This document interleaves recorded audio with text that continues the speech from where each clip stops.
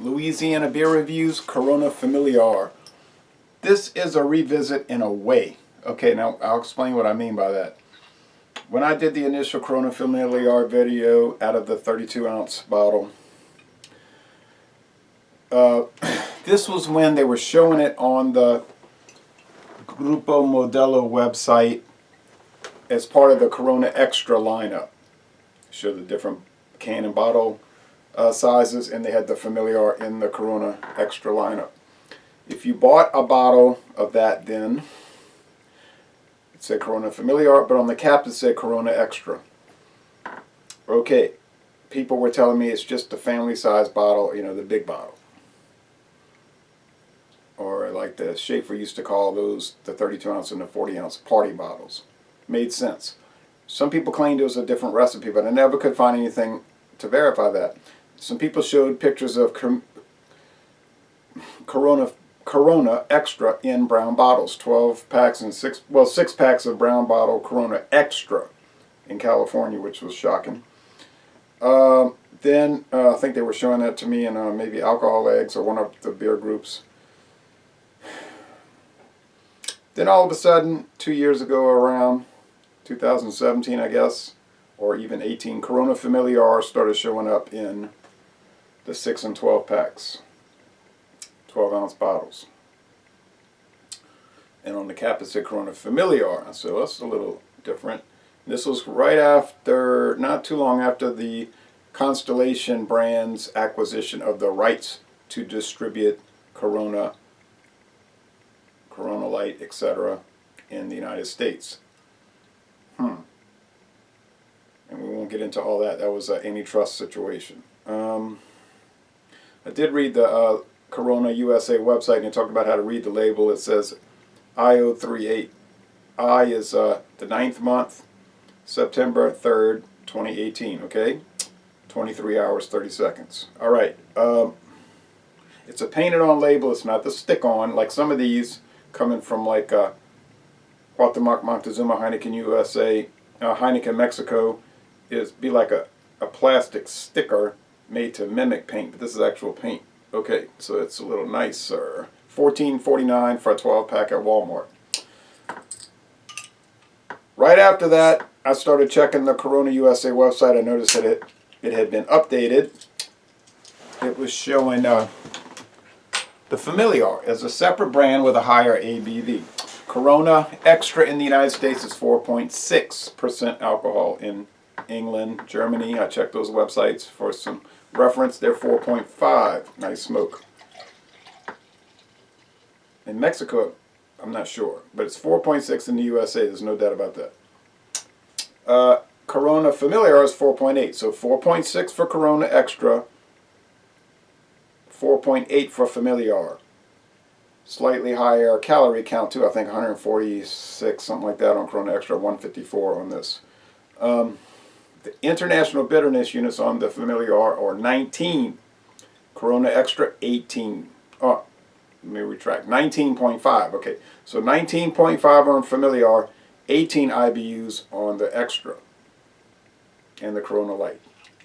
I said, okay. They're both using the Mexican corn as their filler, their adjunct. You can taste that Mexicorn. It's like a corn tortilla. Now, not much of a head on here. Thin, white head. It's more golden than the Extra. The Extra is more yellow. This is more gold. It's not a big difference, but it's a slight difference. Deep gold here. Nice bubbles, clear. Check the Grupo Modelo Spanish language website for Mexico City and all that. Show all their product line. Familiar, not listed. It isn't there. England, Germany, no listing for Familiar. So my thinking is that the Corona Familiar is a new recipe that is being produced in Nava, Mexico, by Constellation brands for the U.S. market only. I could be wrong because a lot of these companies, as we know, do not list their whole portfolio. They have beers that will inexplicably show up. So you might go to Saltillo, Mexico, or Matamoros, Mexico, Nuevo Laredo, and there it is, Corona Familiar on the shelf. I don't know. It's become quite common here. Now they show their whole, if you get on Corona USA, they show their whole bottle and can lineup. And this is being shown as coming in 12-ounce bottles and quart bottles. And that's it. The extra, Corona Extra, you know, the famous one from 1925, an array of cans and bottles, and plus draft, which they've been having it available in that format since 2014. So what's the explanation? I'm giving you what I know to the best of my knowledge. Slight corn aroma. It's not a bountiful aroma. It's a pretty, if you want to say plain or dull aroma, but it's clean and there's nothing off about it. The flavor,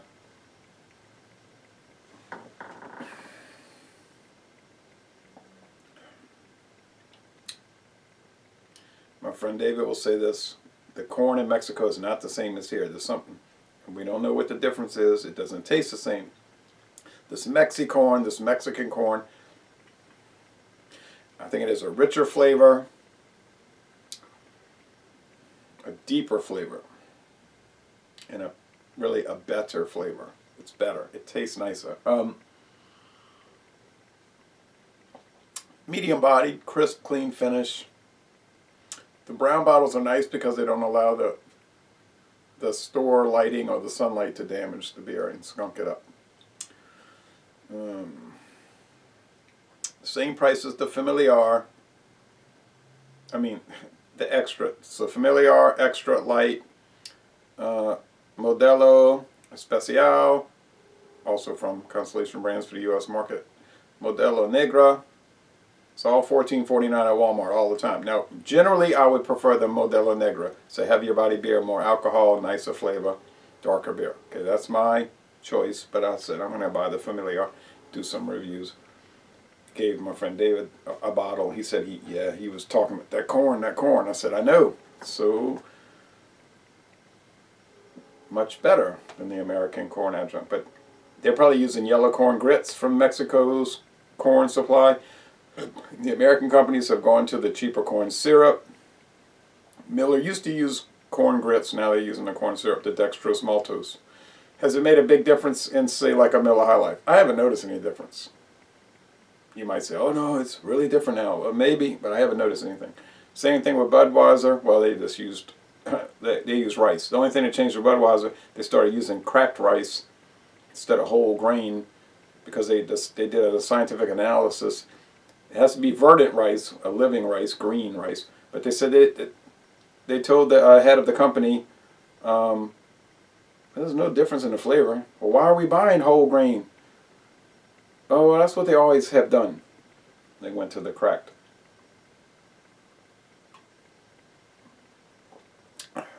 So it's not exactly a recipe change. It's a difference in one of the ingredients in the recipe as far as the composition of the kernel. Have I noticed a change in the flavor of Budweiser since I started drinking it in February 1996? Honestly, I have not. Other people say, yes, it's changed, it's changed. I'm not saying they're wrong. I'm not saying anything. I'm saying I have not noticed a change. If I had noticed a change, I would be, the first one to admit that. And they're saying the recipe for Budweiser's changed. But where's the definitive proof? I've not seen anything.